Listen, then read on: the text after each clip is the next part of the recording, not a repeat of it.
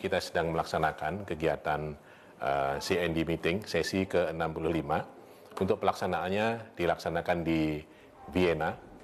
Untuk di Indonesia sendiri tidak mengirimkan delegasinya langsung ke Vienna, walaupun bisa dilaksanakan secara hybrid, yaitu bisa dilaksanakan hadir secara fisik dan bisa dilaksanakan secara virtual.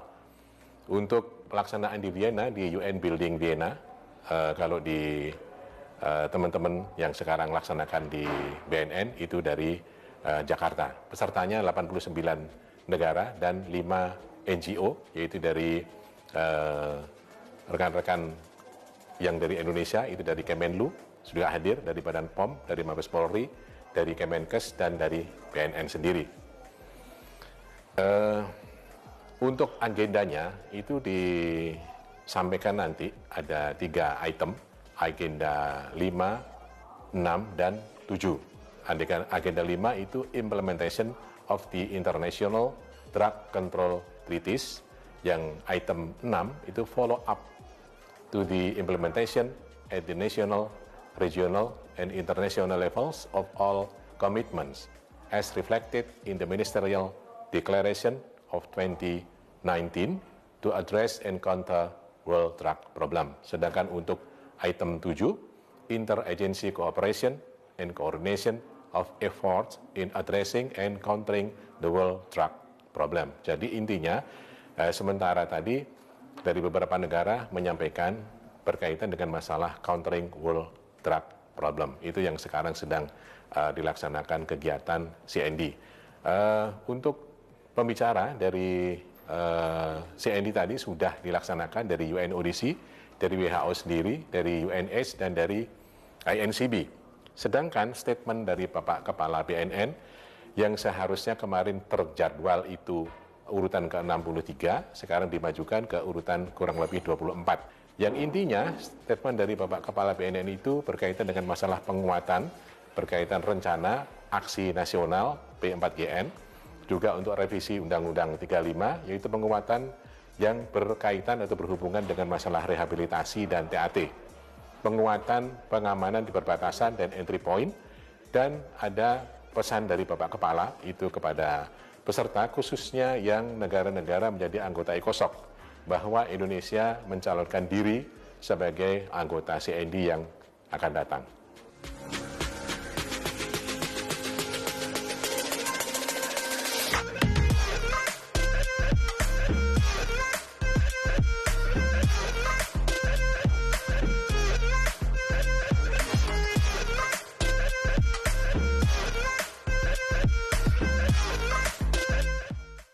Mr. Chair, Excellencies, distinguished delegates.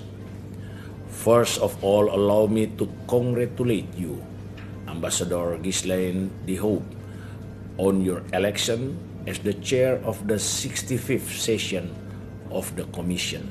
I wish you and the Bureau members success in conducting your work. Mr. Chair, the drug problem continues to be one of the global challenges. The long-standing COVID-19 pandemic further exacerbates the complexity of this issue in Indonesia. Drug traffickers have been taking advantage of those anxious due to the pandemic impacts by encouraging them to use drugs. In addressing the drugs problem, Indonesia has implemented several measures. First, utilizing all stakeholders' approach on the implementation of its 2020-2024 National Action Plan on Prevention and Eradication of Narcotics Abuse and Illegal Distribution of Narcotic and Narcotic Precursor.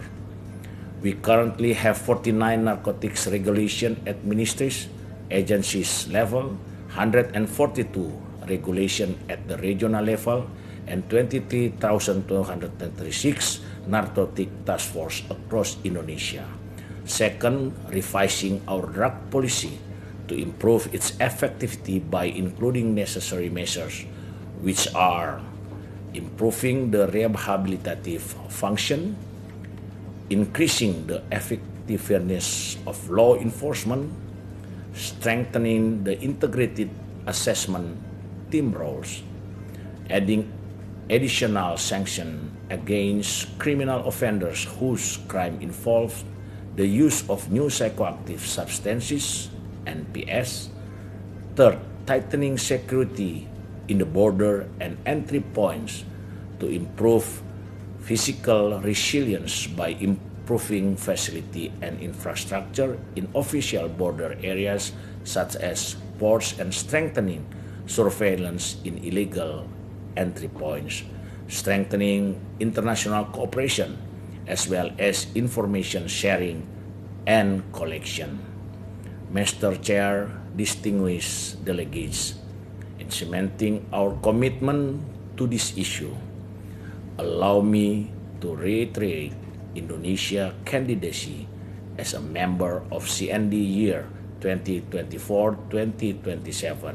We fervently hope all member states would lend their valuable support for our candidature. Finally, Indonesia will continue to work with the international community in our shared efforts to tackle the world's drugs problem. I thank you.